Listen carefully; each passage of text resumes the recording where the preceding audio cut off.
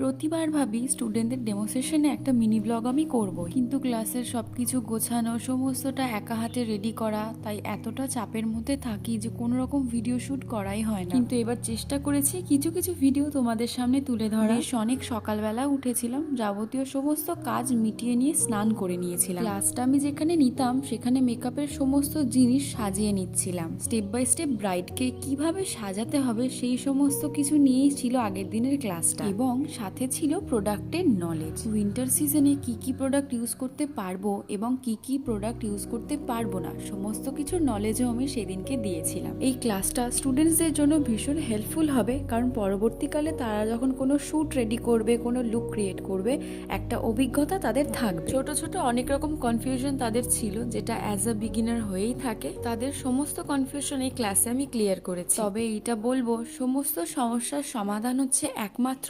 Practice না করলে ছোটখাটো সমস্যাগুলো তোমাদের কাছে বড় হয়ে দাঁড়াবে এবং কাজ করতে গিয়ে তোমরা ভীষণভাবে নার্ভাস হয়ে পড়বে। সাথে হবে ভুলভ্রান্তি, তাই প্র্যাকটিস তোমাদের করতেই হবে।